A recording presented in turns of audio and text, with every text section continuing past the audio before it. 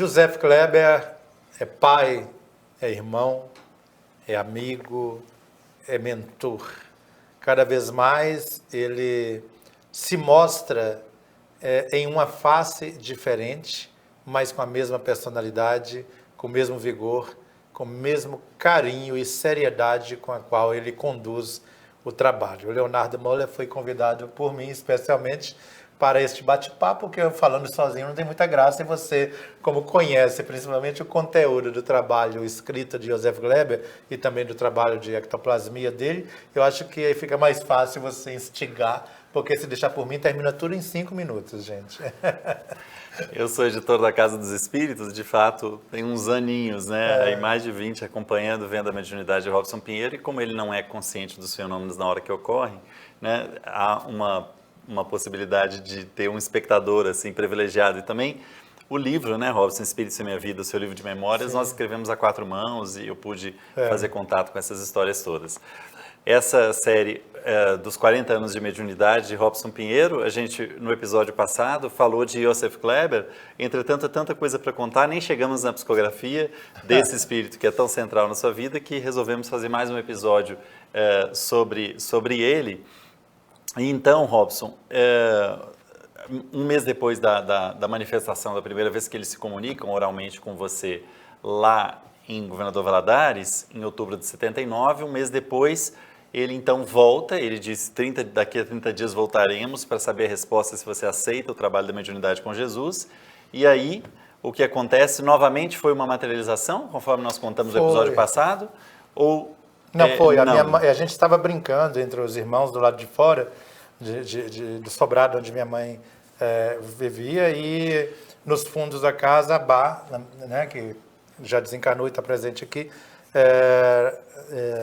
ela estava nos fundos mexendo com alguma coisa. Aí minha mãe chega e só me chama assim, me dá um toque assim meio discreta para não chamar a atenção dos outros meninos, e fala assim, seus amigos estão aí, vamos? Eu falei assim, que amigos? Eles marcaram retornar. Mas você estava lembrando? Não, eu lembro de alguma coisa, de data. Não, imagina. Jamais. Eu ia lembrar isso 2 anos depois, se dependesse de mim. Aí a mãe falou assim, eles estão aí, eles não falaram que era 30 dias depois? Então estão aí, vamos chamar a Bá. E a Bá veio também, trancamos dentro do quarto, de novo, fizemos uma oração e tudo. E aí nesse momento, no segundo momento de oração, é que me deu um torpor, alguma coisa assim, mas não perdi consciência nem nada. Minha mãe também ficou meio lânguida, assim, como se estivesse desmaiando.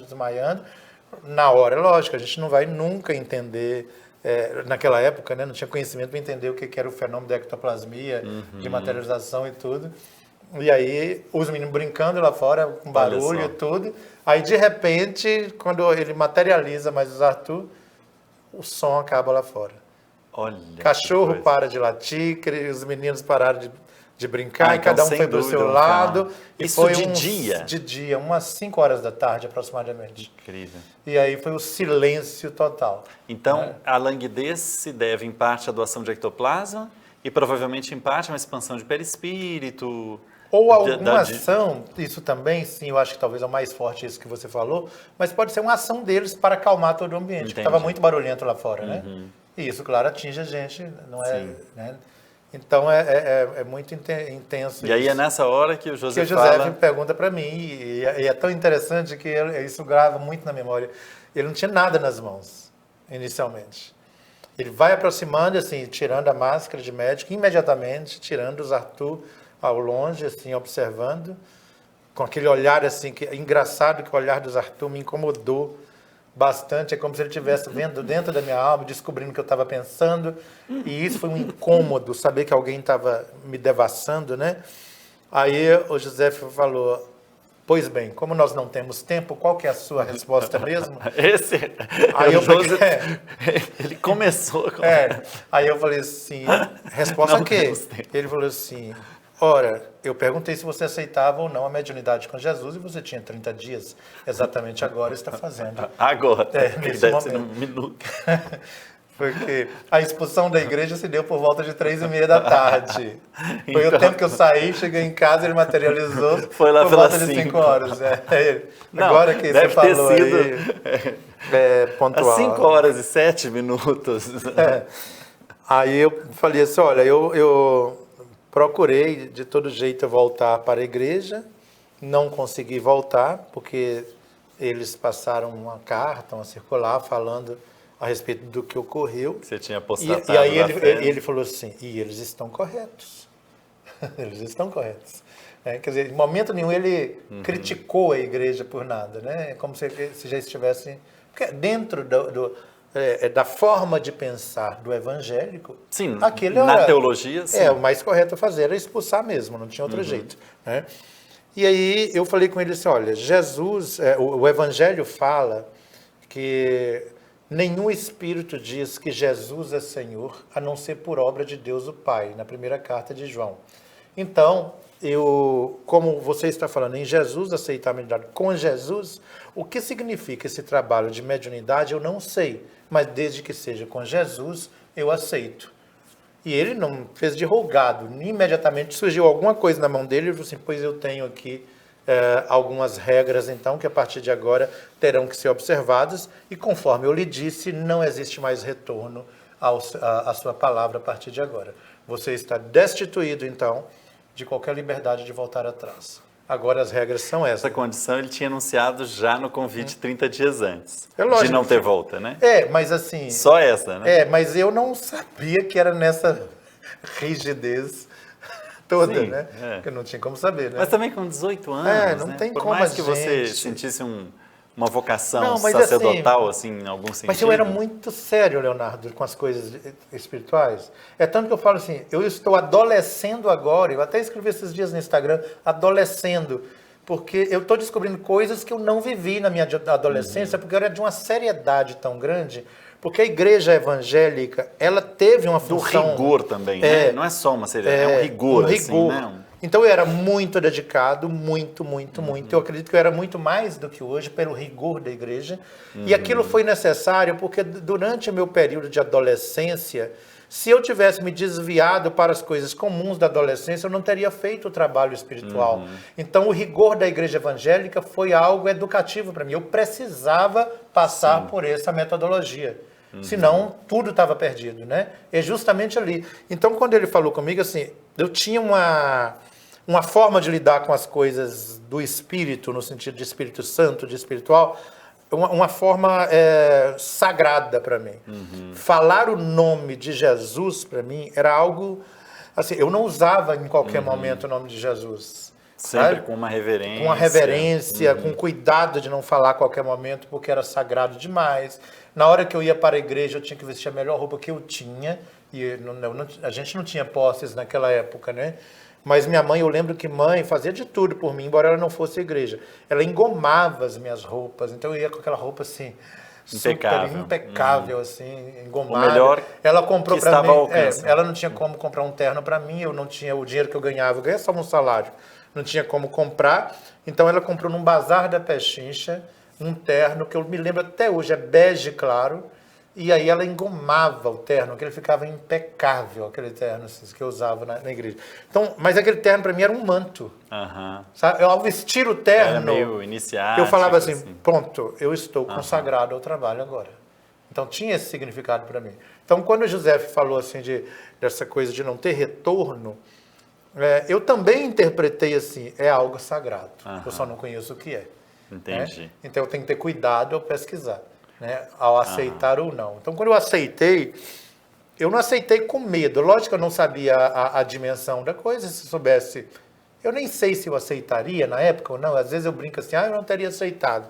Não, eu acho que pela forma como eu lidava com a situação, eu teria aceitado tranquilamente se ele tivesse falado os detalhes. Até porque você está dizendo em outras palavras que não foi leviano, não o seu sim, né? Eu falei um sim assim, vou me consagrar ao serviço de Deus. Porque é o que eu queria na época. E na igreja você não tinha mais, a porta tinha se fechado, né? E como o meu grande sonho, hoje eu noto que não era sonho, era uma intuição do trabalho do que viria depois. Mas eu tinha isso interpretando pelo meu cérebro como um sonho, que era ser aquele pastor que viajasse o mundo pregando a mensagem do Cristo. Missionário, né? Ora, isso na verdade era uma premonição, era uma intuição, porque é exatamente o que eu faço hoje. O meu ministério, usando o estilo evangélico de falar, hoje o meu ministério não é dentro de um centro espírita. O meu ministério não é dentro da clínica holística. O meu ministério é sair para expandir o trabalho, igual naquela época já vinha como se fosse um sonho meu. Né? Então, eu não sabia interpretar na época, não. Mas eu diria que hoje é um ministério divino isso para mim, tanto quanto era divino na hora que eu falei, sim, eu aceito. Só que hoje com mais detalhes conscientes da coisa, né?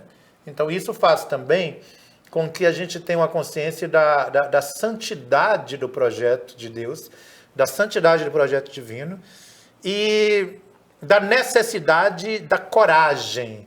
E coragem, o José fala muito isso comigo, coragem não é isenção de medo.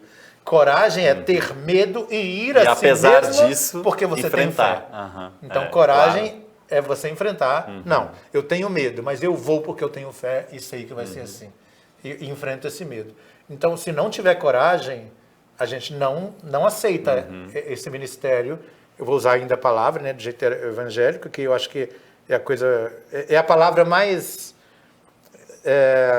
digamos assim, que expressa melhor todo esse trabalho, né? Não é a missão, igual eu falo assim no meio espírita, não gosto da palavra, é uma tarefa, porque diminui muito a coisa, mas ministério é como uma concessão que Deus te dá de um trabalho e de tudo aquilo que o trabalho está envolvido, desde as responsabilidades até as suas habilidades que você precisa desenvolver trabalhando, e também o sofrimento no sentido dos impactos inerentes a um trabalho dessa envergadura. Então, é um ministério divino.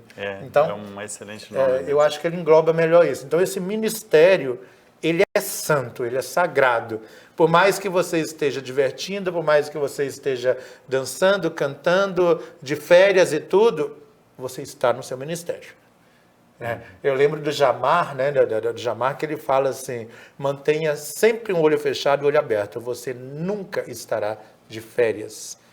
Eu falei assim, não, mas eu não tenho direitos. Ele falou assim, não é questão de direitos, é questão de característica. Quem está à frente de um trabalho não entra de férias.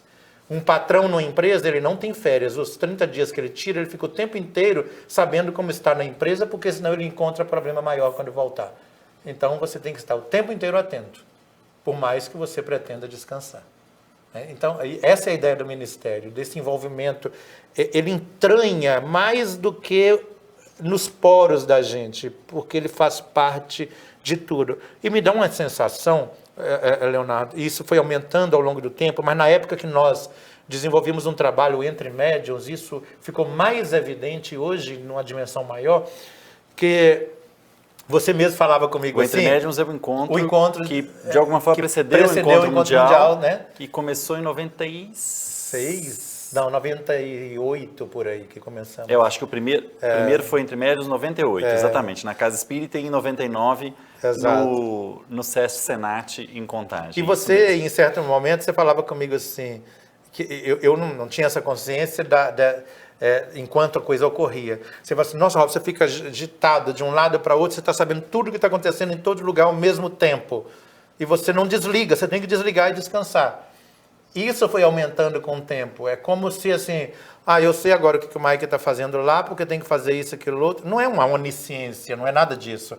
Nós tentamos de consciência do trabalho. O ministério leva isso. Se você está envolvido com o trabalho, não tem como se dissociar da alma do trabalho. E isso o José deixa claro. E isso eu acho que é muito de acordo com a presença dele na minha vida. E não é uma presença perispiritual, física, né? É mais mental, o envolvimento mental dele, que me dá essa consciência e essa ciência de tudo que está ocorrendo neste momento, que eu preciso estar atento a tudo, e não é uma coisa que é um esforço mental ou um esforço psicológico da minha parte. Não, é algo inerente ao trabalho. E isso, para mim, tem a ver com José, porque ele é consciente de tudo, a presença dele... É como se transferisse essa ciência da coisa para mim, de alguma maneira. E isso é José Gleber. Quando alguém fala assim, nossa, você está ligado a isso, aquilo outro, eu falo assim, não sou eu. Ou seja, então você está dizendo que essa vocação do ministério está atrelada a essa lucidez, pelo menos no contexto do trabalho proposto pelo José. O bom de você participar é que você tem mais palavras no seu vocabulário do que a minha. Eu fico demorando para descobrir, você é muito rápido. Exatamente. Não, mas é bom resumir para também checar se eu compreendi corretamente e tudo mais. Mas isso é algo do Joseph. Como as pessoas não percebem normalmente, e eu estou aqui, eles acham que é algo que é meu. Mas eu tenho absoluta certeza, eu não tenho essa capacidade por mim mesmo. Isso é a presença dele na minha vida e de uma maneira intensa e do mesmo jeito que é intensa, é discreto. Ele não precisa aparecer para mim, sabe? Transparece em mim o jeito dele. É verdade. Aí você fala, José está aqui, tá? Você não precisa estar vendo ele. Ele transparece, né? E eu acho que não teria outro jeito. Você imagina você lidar com o Espírito 50 anos com o Espírito, cada vez... Bom, ou pelo menos não teria outro jeito à frente de tantas instituições e iniciativas como você está e tantas fundadas por você, né, Robson? Nosso tempo desse episódio já terminou. Nossa, essa série Robson Pinheiro, 40 anos de mediunidade, dá para ver a euforia. Tanta euforia foi que nós esquecemos de informar o nosso público que você está se recuperando de uma cirurgia, por isso o seu lábio está um pouco inchado. É uma coisa que a gente ia falar no início e nos esquecemos. Eu sou editor da Casa dos Espíritos, Leonardo Müller. Esta é a série Robson Pinheiro, 40 anos de mediunidade, mais um episódio sobre o espírito Joseph Kleber. Obrigado. Um abraço a todos.